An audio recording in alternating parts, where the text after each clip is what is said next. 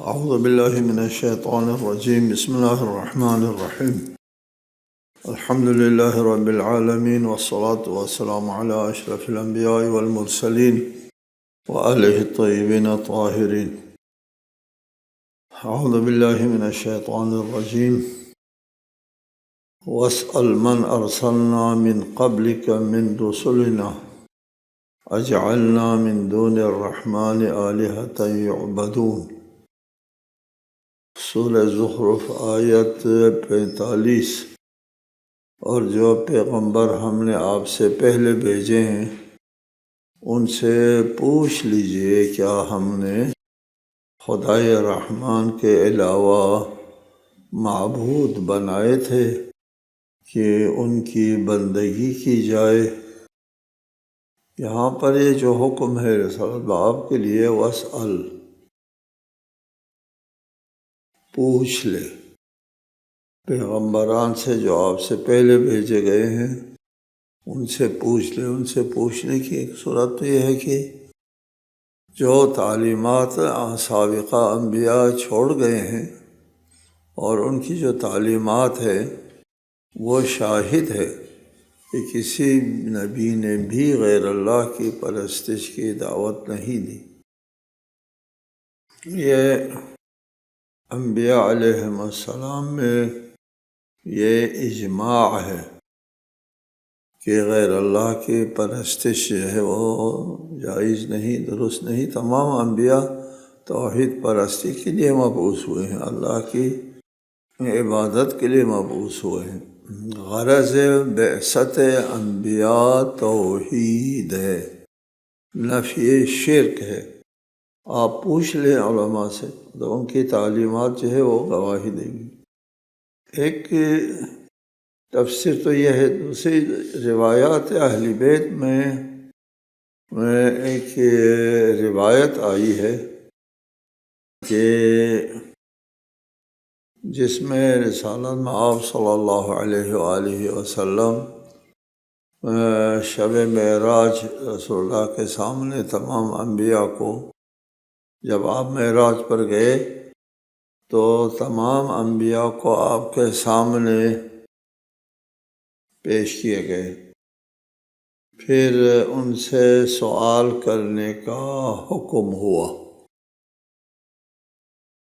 یہ ہمارے شیعہ مصادر میں یہ بات ہے. الاحتجاج تبرسی میں یہ روایت موجود ہے کہ تمام انبیاء سے خطاب کرنے کا موقع فراہم کیا اور رسول اللہ نے سب سے پوچھا واسأل. یہ سوال جو ہے وہ اللہ کی طرف سے جو حکم ہوا ہے اس کی معراج میں تعمیل ہو گئی.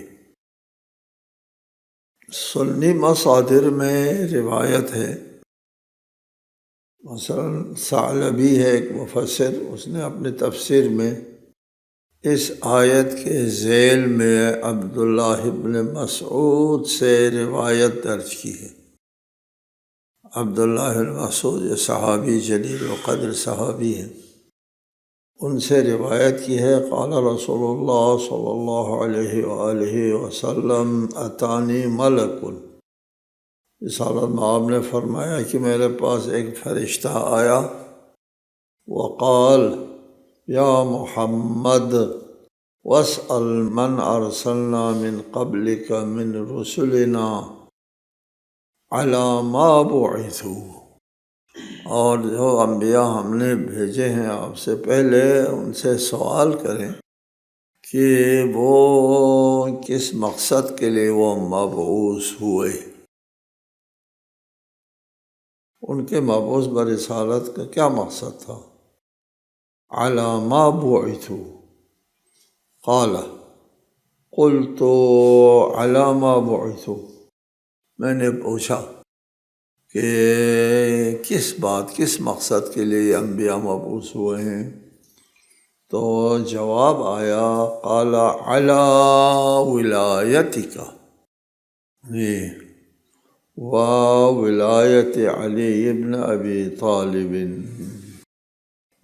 ہم مبعوث ہوئے ہیں آپ کی ولایت اور علی کی ولایت کا بیان کرنے کے لیے.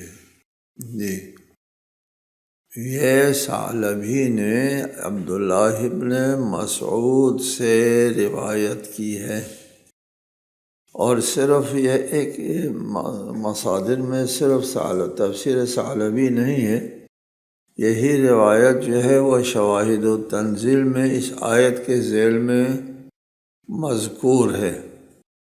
اور ایک کتاب ہے معرفت علوم الحدیث، حاکم نیشاپوری کی مشہور کتاب ہے معرفت علوم الحدیث۔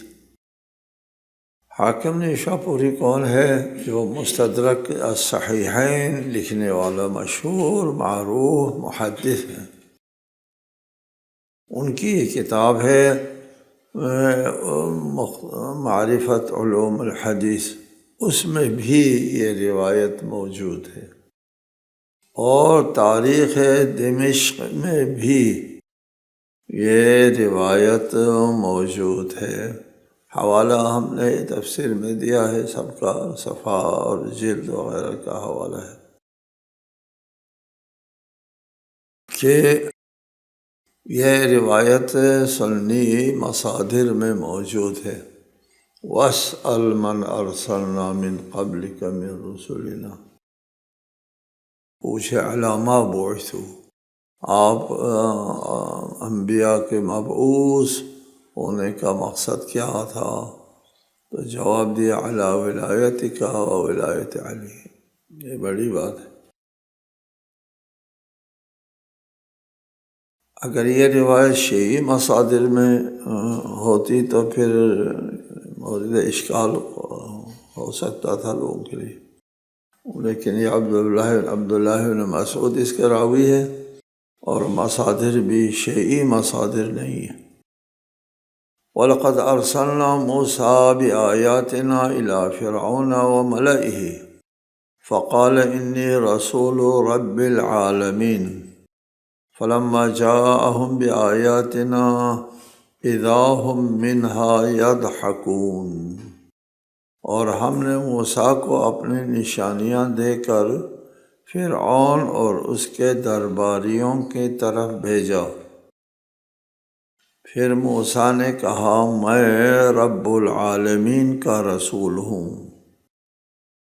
پس جب وہ ہماری نشانیاں لے کر ان کے پاس آئے تو وہ ان پر ہنسنے لگے، ان پر نشانیوں پر ہنسنے لگے۔ اللہ تعالیٰ نے فرعون اور اس کے درباریوں کی طرف بھیجا۔ قرآن مجید میں یہ تعبیر آپ کو مختلف مقامات پہ ملے گی کہ اللہ ارشاد فرماتا ہے فرعون و ملائہ، فرعون و ملائہ، فرعون اور اس کے درباری، فرعون اور اس کے درباریوں کی طرف۔ باقی انبیاء کے بارے میں لکھتے ہیں اپنی قوم کی طرف، دیگر انبیاء کے لیے قوم کا ذکر آتا ہے۔ فرعون کا جب ذکر آتا ہے تو فرعون و ملائہ اور درباریوں کا ذکر آتا ہے، اس لیے کہ فرعونی نظام میں فرعون اور درباریوں کا ہی بس چلتا تھا، اس سے ہٹ کے کسی اور کے لیے جنبش کا مجال نہیں تھا۔ جب کسی قسم کی جنبش کا ممکن نہیں تھا وہ فرعون سے ہٹ کے کوئی ایمان لے آئے، جیسا کہ آپ کے سامنے ہے کہ یہ جو جادوگر ہے، جادوگروں نے ایمان لے آیا تو فرعون نے کہا تھا کیوں ایمان لے آیا؟ قبل ان آذن، میری اجازت کے بغیر۔ فرعونیت ہے نا، جی فرعون کی اجازت کے بغیر کوئی جنبش نہیں کر سکتا، اور یہ موسیٰ پر ایمان لے آیا مجھ سے پوچھے بغیر، ہم تم کو سولی چڑھائیں گے، تمہارا ہاتھ پاؤں کاٹیں گے۔ جی یہ ماحول تھا۔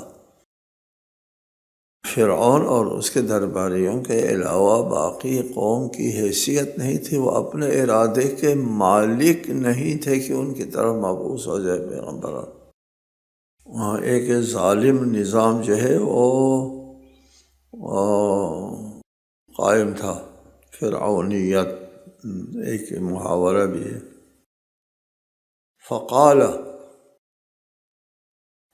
فرعون اور اس کے درباریوں کی طرف حضرت موسیٰ مبعوث ہوتے ہیں تو حضرت موسیٰ فرماتے ہیں فقال انی رسول رب العالمین، میں عالمین کے مالک کا پیغمبر ہوں۔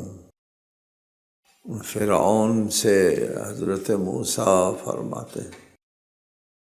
دوسری جگہ اسی قسم کا ذکر ہے کہ حضرت موسیٰ نے کہا میں رب العالمین کا فرستادہ ہوں، تو فرعون نے کہا تھا وما رب العالمین، رب العالمین کیا ہوتا ہے؟ فرعون کے اس کی ثقافت اور کلچر میں رب العالمین کا کوئی مفہوم نہیں تھا، رب العالمین کے لیے گنجائش بھی نہیں تھی۔ فرعون کا جو ہے وہ ان کا کلچر یہ تھا، ان کا عقیدہ یہ تھا، ان کا مذہب یہ تھا کہ سورج جو ہے وہ حاکمیت حکمران بنانے کا رب سورج ہے۔ اشتار کہتے تھے رب کو، سورج کو۔ اشتار جو ہے وہ رب حکمران بنانے کا، کسی کو حکومت دینے نہ دینے کا اختیار سورج کے ہاتھ میں ہے جی۔ اور فرعون زمین پر سورج کا نمائندہ تھا جی، جب ان کے مذہبی عقیدے کے مطابق سورج جو ہے وہ حکومت دینے والا ہے اور فرعون سورج کا نمائندہ ہے زمین پر، اور وہ میں ہی مالک ہوں تمہارا، میرا اختیار چلتا ہے، میرا بس چلتا ہے۔ اس فضا میں آ کر کے ایک شخص کہتا ہے عالمین کا رب، تو انہوں نے کہا ما رب العالمین، یہ کیا ہوتا ہے جی؟ یہ آج پہلی مرتبہ یہ لفظ، یہ تعبیر سننے میں آیا۔ یہاں بھی حضرت موسیٰ نے فرمایا قال انی رسول رب العالمین۔ اس کا مطلب کیا ہوا کہ میں رب العالمین کا رسول ہوں کا مطلب یہ ہوا براہ راست کہ تمہاری حکومت غیر قانونی ہے، یہ تو ناجائز حکمراں ہے، تو ظالم حکمراں ہے۔ یہ ایک عجیب غریب چیلنج تھا فرعون کے لیے۔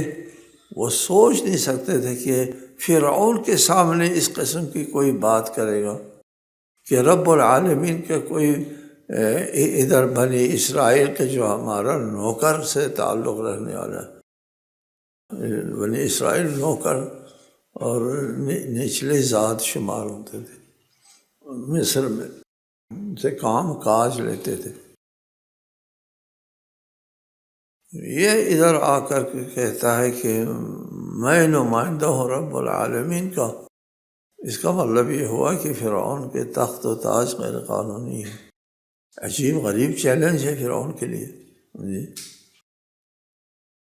یہاں پہ اس واقعے کو پیش کرنے کے لیے رسالۃ مآب کے لیے ایک تسلی ہے کہ یہ زبان حال اس میں یہ بتایا جا رہا ہے کہ موسیٰ نے جو قیام کیا ہے وہ ایک ایسے طاغوت کے خلاف قیام کیا ہے جو انا ربکم الاعلیٰ کا مدعی تھا، اور وہ مذہبی حوالے سے اپنے آپ کو بادشاہ اور رب خیال کرتا تھا۔ اس کے سامنے موسیٰ جو ہے وہ کلمہ حق کہتا ہے، اور پھر موسیٰ غالب آتا ہے ان کے اوپر۔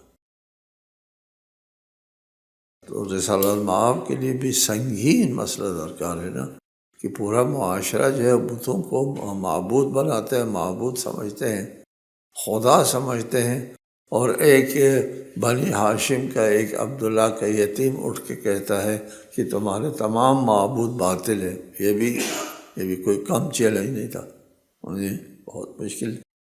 تو یہ ہے رسالت مآب کو یہ اس واقعے کے ضمن میں یہ بتایا جا رہا ہے فرعون کے مقابلے میں موسیٰ کو کامیابی عنایت کی۔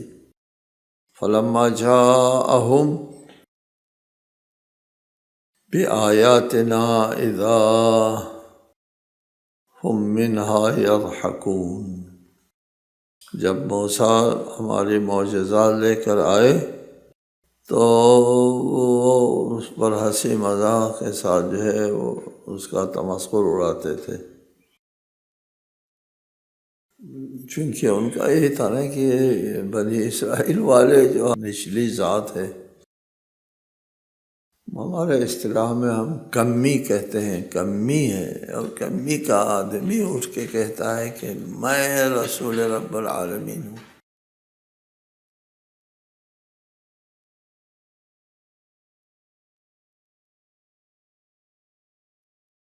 وَمَا نُرِيهِم مِّنْ آيَةٍ إِلَّا هِيَ أَكْبَرُ مِنْ أُخْتِهَا وَأَخَذْنَاهُمْ بِالْعَذَابِ لَعَلَّهُمْ يَرْجِعُونَ، اور جو نشانی ہم انہیں دکھاتے تھے وہ پہلی سے بڑی ہوتی، اور ہم نے انہیں عذاب میں پکڑ لیا کہ شاید وہ باز آ جائیں۔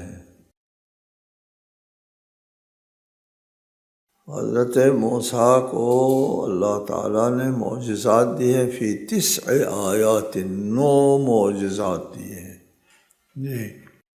وہ 9 کے 9 معجزات جو ہے وہ عظیم معجزات تھے، اس لیے کہ دشمن بھی بہت طاقتور دشمن تھا، اور اس طاقتور دشمن کے مقابلے کے لیے مختلف قسم کے معجزات دے دیے، اور میں سے ایک معجزہ عصا کا اژدہا بننا، ید بیضاء ہے، اور قحطی آ گئی ان میں، اور دریا خون ہو گیا، اور ادھر سے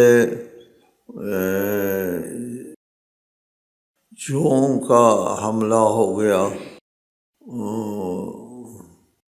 ملک کے گوشہ و کنار میں مینڈکس کا حملہ ہوگا، جیسے یہ ٹڈی دل کا حملہ ہوتا ہے، اس قسم کے حملے ہو گئے۔ چشموں اور کنووں کا پانی خون میں تبدیل ہو گیا، اور پھر وہ کہتے تھے کہ معجزات دکھائے، اور اس کے نتیجے میں پھر بھی وہ ہنستے تھے ان پر۔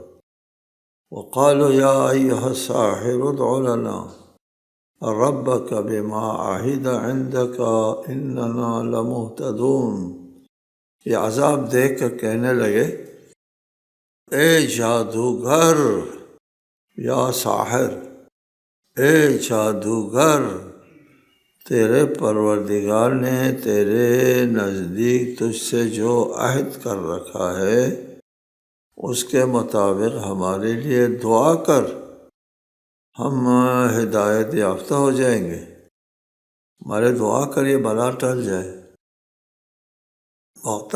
مختلف بلائیں آتی تھی، اور اس کے لیے یا ساحر کر کے پکارتے تھے۔ یہاں ایک سوال پیدا ہوتا ہے کہ اگر حضرت موسیٰ کو لوگوں نے ساحر سمجھا ہے تو ادع لنا ربک کا کیا مطلب ہے؟ ساحر جو ہے وہ رب سے دعا کرتا ہے تو اس کا کیا اثر ہوگا اگر ساحر ہے، پیغمبر نہیں ہے؟ تو ان کا یہ مطالبہ جو ہے اس کا کوئی مطلب بنتا نہیں ہے۔ ساحر سے نہیں کہا جاتا اللہ سے، اپنے رب سے۔ ساحر اس کا اپنا رب نہیں ہوتا، وہ ساحر ہوتا ہے۔ جواب یہ ہے کہ فرعون کے اس میں ان کی تہذیب میں بہت بڑے عالم کو بڑا ساحر کہتے تھے جی، ساحر بڑے عالم کو کہتے تھے۔ حضرت موسیٰ کو وہ ساحر ہی کہتے تھے، یعنی بڑے عالم ہے، بڑا جانتا ہے۔ اس وجہ سے بڑے بڑے ساحر کو بڑا عالم سمجھا جاتا تھا جی، چونکہ موسیٰ کے و فرعون کے زمانے میں سحر و ساحری کا زیادہ بول بالا تھا، اور حضرت عیسیٰ کے زمانے میں طب و طبابت کا بول بالا تھا، اور رسالت مآب کے زمانے میں فصاحت و بلاغت کا زبردست جو ہے وہ چرچا تھا۔ فرعون کے معاشرے میں عالم کو ساحر کہتے تھے،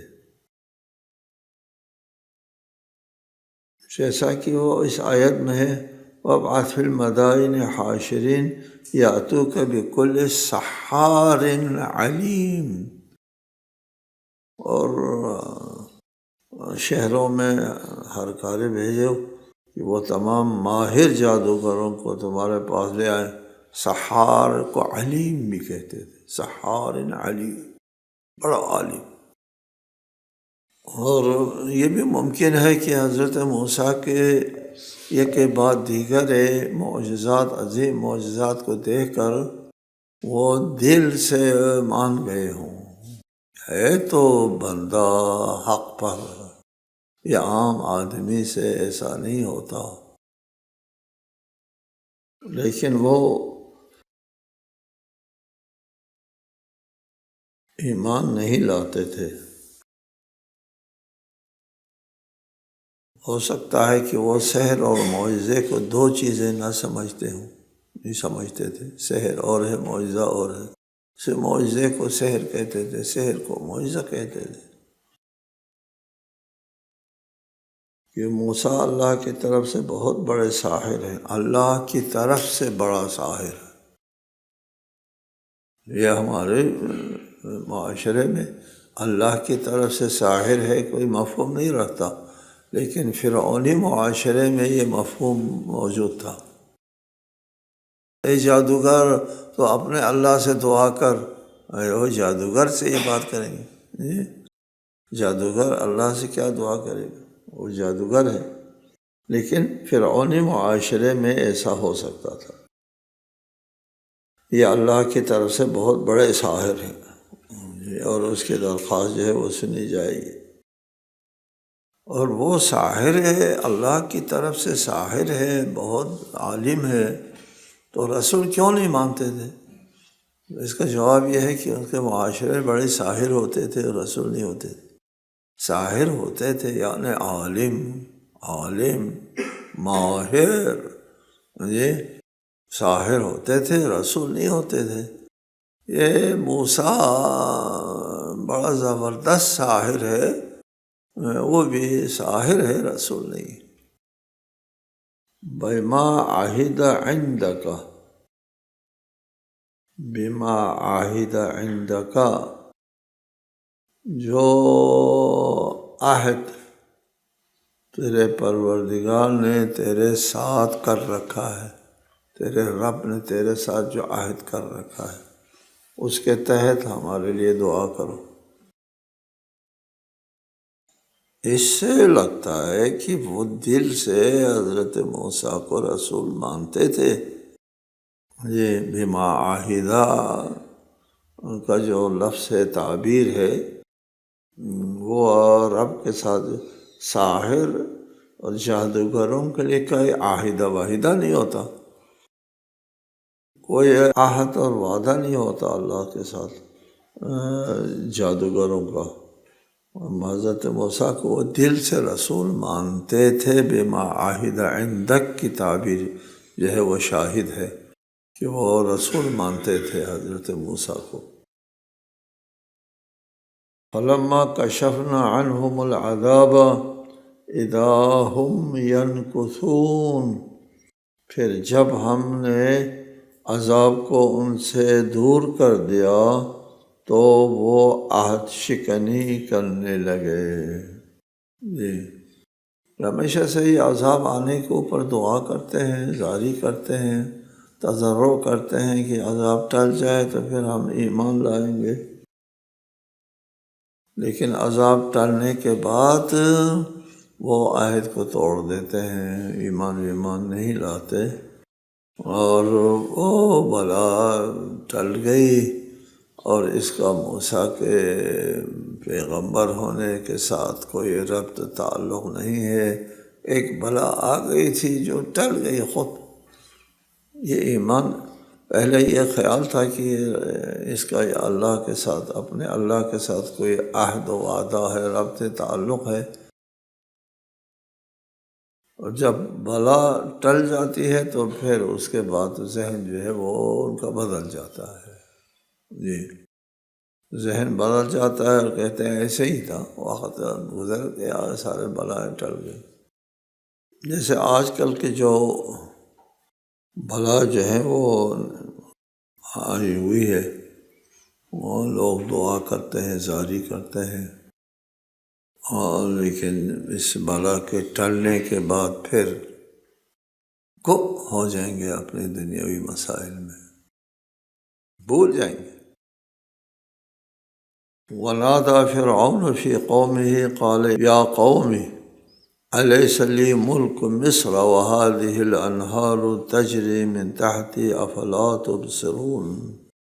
اور فرعون نے اپنی قوم سے پکار کر کہا، نادا، اے میری قوم، کیا مصر کی سلطنت میرے لیے نہیں ہے، اور یہ نہریں جو میرے محلات کے نیچے بہہ رہی ہیں، کیا تم دیکھتے نہیں ہو؟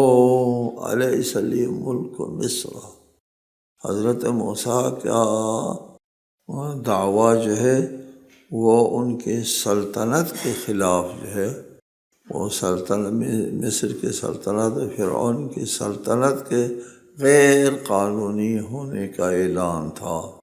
اس لیے فرعون نے الیس لی ملک مصر، مصر کی سلطنت میرا ہے، کون ہے جو میری سلطنت میں کوئی آ کر کے مداخلت کرے؟